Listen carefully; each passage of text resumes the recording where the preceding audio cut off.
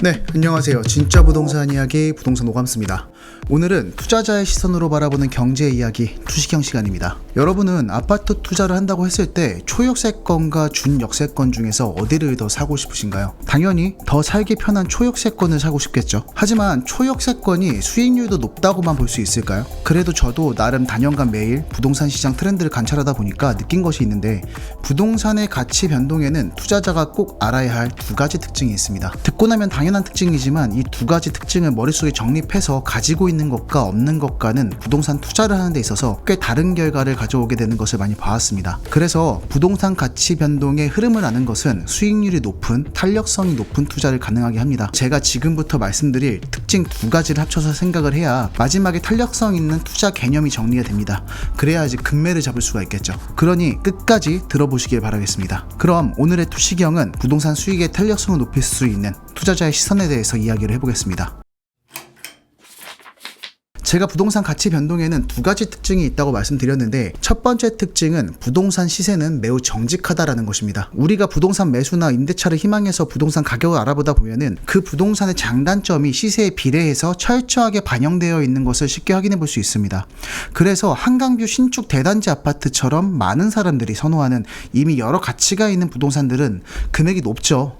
자, 당연히 투자의 기본은 가치가 높아질 부동산을 미리 예측해서 투자를 하는 것입니다. 근데 그 예측이 어려운 것이잖아요. 하지만 부동산이 정직하다라고 했을 때 우리가 기준값만 알고 있다면 향후 시세를 예측해 볼 수도 있겠습니다. 자, 이게 무슨 소리냐면은 예시를 한번 들어보겠습니다. 우리는 부동산의 가치가 높아질 곳을 찾기 위해서 투자 공부를 열심히 합니다. 그래서 결국에 또 그런 지역을 찾아냈다고 가정해 볼게요. 하지만 또 고민이 이어집니다. 물론 재개발, 재건축 같은 그 부동산 자체적인 호재를 보고 고민을 한다면 결정이 쉬워지겠지만, 그 고르고 고른 지역에서 실제로 어떤 부동산을 매수하느냐가 이것이 또 고민인 것이죠. 그러니까 보통 내가 가진 금액은 한정적이다 보니까 한정된 금액으로 부동산들을 비교하다 보면은 부동산 매매나 전월세를 구한다고 했을 때도 우리는 수많은 것들을 타협해야 합니다. 왜냐면 우리의 투자금은 한정적이니까요.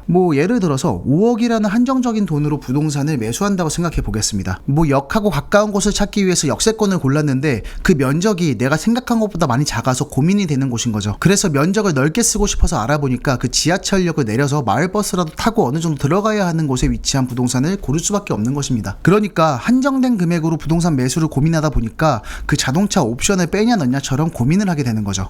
그래서 지하철 역세권이냐 역세권이 아니냐에 따라서 내가 이 한정된 자금으로 살 수 있는 부동산 면적이 달라진다는 것입니다. 그러니까 이런 계산법에 의하면은 그 준역세권에 위치한 5억짜리 부동산은 그 역세권과 비역세권의 그 중간 정도의 면적을 가지게 되겠죠. 근데 부동산 중개사 사장님이 갑자기 연락이 와서 역세권의 면적이 넓은 곳이 있다고 합니다. 그래서 신나서 가보니까 반지하인 거죠. 그래서 상심하고 있는데 내가 또 불쌍했는지 또 보여주겠다고 해서 기대를 하고 가보니까 엘리베이터가 없는 애매한 4층인 거죠. 장이라도 보면은 무겁게 들고 계단을 올라가야 하는 곳인 거죠. 이런 경우가 허다하다는 것입니다. 그럼 역세권의 넓은 면적에 신축에 살기 편한 집을 고르면 되는 거 아니야? 그러면은 금액이 7억 8억대로 올라가게 되는 거죠. 이렇게 부동산 가격은 생각보다 정교하게 시세를 형성하고 있습니다. 그래서 부동산은 온전히 가치만 놓고 보았을 때에는 꽤나 정직한 투자처라는 것입니다. 그래서 포인트는 정직하다라는 것인데, 이 정직하다라는 것을 다른 말로 하면은 그 종국의 가격을 예측할 수 있다. 그러니까 그 부동산의 미래 시세를 어느 정도는 합리적으로 예측해 볼 수 있다라는 것을 의미하기도 합니다. 간단하게 이야기를 해보자면은 어느 지역의 부동산을 비교할 때 그 동일 면적 기준으로 역세권 아파트 시세가 5억이고 그 비역세권 아파트의 시세가 3억이다 보니까 그 중간 정도인 준역세권의 아파트 시세는 4억 정도는 되겠구나를 생각해 볼 수 있죠. 근데 그 준역세권의 아파트가 지금 3억 2천 정도에 나와 있다면은 8천만 원 정도의 수익이 있을 수 있겠구나를 예측해 볼 수 있다는 것입니다. 모든 걸 다 예측할 수 있다는 것은 아니고, 초역세권과 역가의 10분 거리 부동산, 초등학교 바로 앞 아파트와 초등학교와 대로를 끼고 있는 아파트처럼 큰 격차로 벌어져 있는 수준이 아닌, 비슷하지만 그래도 여기가 얼만큼 더 낫네 정도를 인지할 수 있을 만큼 그 지역에 대한 이해도가 높다면은 그 차이를 가치로 환산하는 것이 가능하다는 것입니다. 이렇게 말로만 이야기했을 때는 너무나 당연한 이야기로 들리실 수도 있지만, 정작 투자를 진행할 때 이런 부분까지 고민을 하시는 분들은 의외로 많지 않습니다.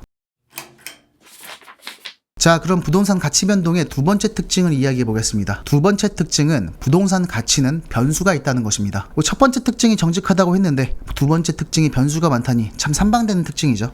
그러니까 끝까지 한번 들어보시길 바라겠습니다. 보통 내가 사는 동네에 갑자기 강력 사건이 일어났대, 혹은 뭐 어느 시공사가 부실 공사를 했다는데 그 브랜드가 우리 아파트 브랜드래, 이러면은 제일 먼저 걱정하는 게 뭐죠? 집값 떨어지는 거 아니야? 이 걱정을 제일 먼저 하시죠. 이런 변수들은 진짜 거래가 이루어지는 실거래에 영향을 주기도 합니다. 그리고 그와 반대로 뭐 업무지구가 생기거나 하는 새로운 호재가 나타났을 때는 뭐 집값이 올라가는 거 아니야? 라는 생각이 들죠. 그래서 부동산에 호재와 악재가 나타났을 때 그 위치와 가까운 순서대로 많이 오르거나 많이 떨어지기도 하면서 결국 앞서 말씀드린 부동산 가치 변동의 첫 번째 특징처럼 장단점에 맞춘 정직한 시세를 형성하게 되는 것입니다. 그리고 주택은 다양한 사람들이 직접 생활을 하고 거주를 하는 곳이기 때문에 여러 변수가 있다는 것이죠. 거주하고 계신 분이 돌아가시고 뭐 자식들이 상속받아서 빨리 처분하는 경우도 있고, 뭐 급하게 처분해야 할 상황이 있는 분들도 많이 계십니다. 보통 이런 매물들을 사연 있는 매물이라고 이야기를 하는데, 뭐 발품을 많이 팔다 보면은 이런 매물들도 은근히 자주 만나게 됩니다. 게다가 부동산은 개인과 개인이 거래를 하는 것이기 때문에 정해진 가격이 없어요. 정찰제가 아니라는 거죠. 비싸게 팔든 싸게 팔든 비싸게 사든 싸게 사든 그 개인인 매도자와 매수자의 결정에 따라서 거래가 이루어집니다. 그래서 주택 거래를 하는 데 있어서 가치 변동 변수는 너무나 많습니다. 자, 앞서서 역세권 아파트의 시세가 5억이고 그 비역세권 아파트의 시세가 3억일 때 준역세권 아파트의 시세는 4억 정도 될 것이니까 그 준역세권의 아파트가 3억 2천 정도에 나와 있다면 그 8천만 원 정도의 수익이 있을 것을 예측할 수 있다고 말씀드렸는데, 그럼 그 준역세권 아파트가 3억 2천에 나올 것이냐?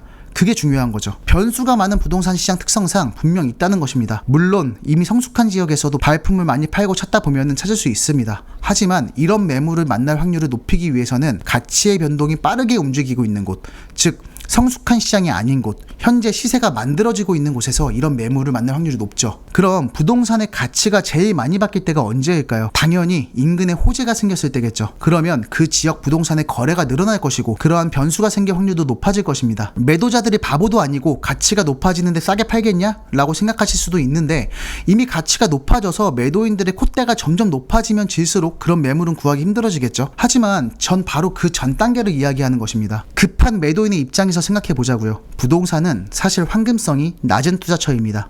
그 말은 즉 개인에게 보자면은 부동산 거래는 쉽게 일어나지는 않는다는 것이죠. 여기가 드디어 이제 좋은 개발 소식이 나온대. 지금까지 내 집이 몇 년간 안 팔렸는데 드디어 팔고 나갈 수 있겠다. 이 타이밍에 팔고 빨리 더 상급지로 넘어가야겠다라는 급하게 던지는 공급 물량 과연 없을까요? 점점 더 좋은 곳으로 갈아타고 싶어하는 사람은 어디에도 있습니다. 물론 대체제가 없는 뭐 최상위권 동네라면 없을 수도 있겠죠. 이것을 조금 더 투자자의 시선으로 보자면은 어느 부동산에 새로운 이슈가 생겼을 때 부동산 가치 변동이 크게 일어나니까 거래가 많아짐으로써 이런 변수가 생길 가능성이 높다.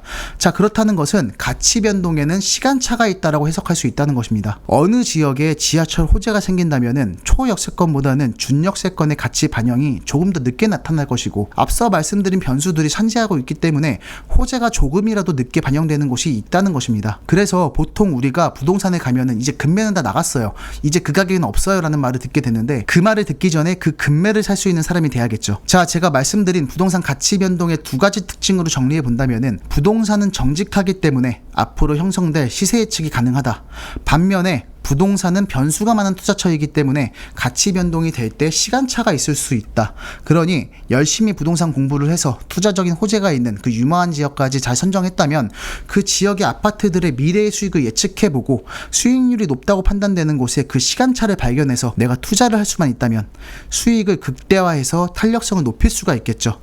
즉 싸게 사서 비싸게 파는 것이 가능해진다는 것입니다.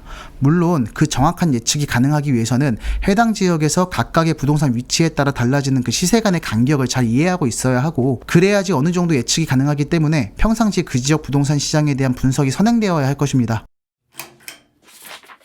제가 앞서서 그 기준을 안다면은 시세를 예측할 수 있다고 했는데, 맨 먼저 아파트의 시세를 예측하는 그 기준을 어떻게 알아볼 수 있을까요? 가장 쉬운 방법으로는 내가 예측하고자 하는 그 지역과의 인근 지역 혹은 최대한 상황이 비슷한 곳과 시세를 비교해 볼 수 있겠죠. 일단 뭐 아파트가 많기로 유명한 강동구 고덕동을 예로 들어보겠습니다. 강동구 고덕동 3분 거리에 있는 이 명예 신동아 아파트는 570세대에 용적률 179%, 86년 2월에 준공된 아파트입니다. 촬영일 기준 지분 15.3평인 29.5 5호평은 최근 실거래가 13억에 찍혔고요. 강동구 고덕역 10분 거리에 있는 이 고덕 현대아파트는 524세대, 용적률 180%, 동일하게 86년 2월에 준공된 아파트입니다. 지분은 15.71평에 31.84평인데 최근 실거래는 105제곱 12억 5천에 찍혔습니다. 역세권 3분 거리 초역세권 신동아의 지분별 평당가는 8,496만원이고 10분 거리 고덕 현대 최근 실거래 평당가는 7,957만원입니다. 거래 날짜가 6개월 정도가 차이가 있다 보니까 매우 정확하다고는 볼 수는 없지만 초역세권과 중역세권의 차이가 평당 약 500만원 정도가 차이가 납니다. 초역세권의 약 94% 정도의 가격이라고 볼 수 있겠는데 초역세권 아파트만큼은 아니지만 그에 준하게 시세가 형성되어 있는 것을 확인해 볼 수 있었습니다. 어쨌든 역세권이니까요. 그렇다면 만약에 강동구 고덕역과 비슷한 여건을 가진 지역, 바로 인근에 새로 지하철이 생긴다면은 준역세권이 초역세권에 비해 94% 정도 시세를 형성할 수 있겠구나 라고 예측해 볼 수 있습니다. 물론 실제로는 거꾸로 하겠죠. 새롭게 호재가 생기는 지역에 있어서 그곳에 투자를 고려한다면 그 인근에 그와 비슷한 환경을 가지고 있는 곳을 찾아서 내가 주목하고자 하는 가치를 비교해보고 그 지역의 미래 수익을 예측해 볼 수 있을 것입니다. 만약에 예를 들어서 고덕역 인근으로 새로운 지하철이 생겼다고 가정해 보겠습니다. 보통 지하철 개발 호재는 계획 발표, 착공, 개통 이렇게 세 차례로 시세에 크게 반영된다고 하죠. 역세권이 발표가 나고 예타 정도만 통과했을 무렵, 그러니까 계획 발표와 착공 가운데 시점, 즉 세 차례의 상승 중 한 번 반영된 그 시점, 그 타이밍에는 초역세권의 아파트가 비교적 더 빠르게 시세에 영향을 받을 것이기도 하고 가치가 변동하는 지역에는 거래가 많아질 수밖에 없기 때문에 그러한 변수가 많은 부동산 매물이 시장이 많이 나올 것을 고려했을 때 그 초역세권 위치의 좁은 면적 아파트 금액과 준역세권 위치의 조금 더 넓은 면적 아파트의 시세가 비슷한 시기가 있을 수 있겠죠. 그럼 이제 여기서 선택을 해야 합니다. 여러분은 이럴 경우에 어떤 아파트를 매수하시겠어요? 저는 보통 이런 경우 연식, 편의시설, 혐오시설 등과 같은 외부 조건은 다 동일하다는 가정하에 오늘 말씀드리고자 하는 수익의 탄력성의 두 가지 근거로만 말씀드리자면은 준역세권, 조금 더 넓은 면적 아파트에 투자를 하는 편입니다. 여기서 첫 번째로 중요한 것은 지금 이 상황이 초역세권 위주로 시세 반영이 되어 있는 타이밍이고 여러 변수로 인해서 시세에 시간차가 나고 있다. 그러니까 아직 준역세권에는 시세 반영이 크게 안 되어 있다라는 것을 파악할 수 있어야 한다는 것입니다. 그리고 두 번째로 결국 종국에는 고덕역 역세권의 아파트 시세를 알아본 것처럼 입지 분석을 해보니까 결국 초역세권과 준역세권의 평당가가 500만원 정도 차이가 나게 된다라는 것을 예측할 수 있는 것이 중요합니다. 왜냐하면 부동산은 정직하기 때문에 개발 호재가 다 만들어진 후 성숙해진 부동산 시장의 가치 예측이 가능하다는 것이죠. 물론 많은 발품을 팔면서 정보 수집에 노력을 해야 그 기회를 잡을 수가 있겠고 지금은 그냥 고덕역 인근 아파트를 예로 들면서 그 시세 정도만 알아보고 그 예시로 말씀드렸지만 실제로 투자에 들어간다면은 그런 가치가 오를 것 같은 곳에 지속적인 관심을 통해서 더 깊게 지역 분석에 들어가야 하고 그러므로 인해서 부동산과 부동산끼리의 그 격차를 더 확실하게 파악할 수만 있다면은 예측 성공 확률은 더 높아질 것입니다. 그래서 앞서 말씀드린 이 두 가지 포인트를 인지하고 있다면은 지금 이게 아직 시세에 반영이 안 됐다. 그러니 이 정도면 싸게 사는 거다. 그리고 이 정도 금액에서 엑시트를 하면 된다라는 예측을 할 수 있게 되니까 그 자신감 있는 실행이 가능해지겠죠. 자, 그리고 여기서 수익을 더 탄력적으로 높이기 위해서는 이 두 가지 특징과 함께 알아야 할 것이 있습니다. 아까 그 예시에서 그 준역세권의 면적이 넓은 아파트를 그 역세권과 평당 1천만원 정도 차이가 나는 시점에 매수를 한다면은 결국 평당 500만원의 수익을 얻게 될 수 있다는 것인데 그렇다는 것은 초역세권과 준역세권의 평당가 차이가 점점 좁혀질수록 면적이 큰 준역세권의 아파트가 수익률로서는 더 유리하게 작용한다는 것입니다. 자, 어떤 호재가 생겨서 시세가 오를 때 변하는 건 그 지역의 부동산 평당가입니다. 우리는 평당가가 오르는 것만 생각을 하고 있죠. 호재로 인해서 평당가가 올라가면 부동산 시세는 당연히 올라갑니다. 그리고 당연히 초역세권 부동산의 평당가의 가치가 더 높겠죠. 하지만 부동산의 시세는 기본적으로 평당가 곱하기 면적입니다. 결국 부동산은 면적으로도 계산이 되기 때문에 이 면적이 넓은 것이 수익의 탄력이 더 높게 나타날 수도 있다는 것이죠. 그러니까 이렇게 새로운 호재가 생겨서 그 지역 부동산의 가치 재정립이 예상되는 곳은 평당가만 고려하는 것이 아니라 면적까지 고려하는 것이 좋습니다. 이왕이면 쌀 때 넓은 것을 사야 한다는 것이죠. 즉 계산에 이용되는 두 개의 숫자를 다 고민해야 합니다. 자, 헷갈리니까 오늘 말씀드린 모든 것을 처음부터 정리해서 예로 들어보겠습니다. 자, 지하철 계획이 없던 시절 평당 5천만원짜리 두 아파트가 있었습니다.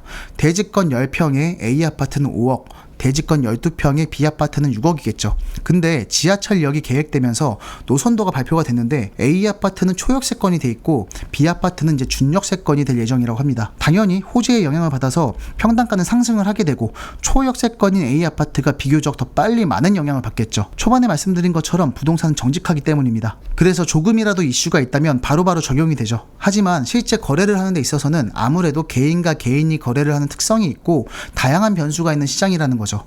호재가 생기니 거래가 많이 일어나게 되고 그로 인해 변수가 더 많이 생기게 될 것이기 때문에 역세권이 아니면 아닐수록 시세 반영에 시간차가 생길 수 있습니다. 시세 반영이 늦게 된다는 말이죠.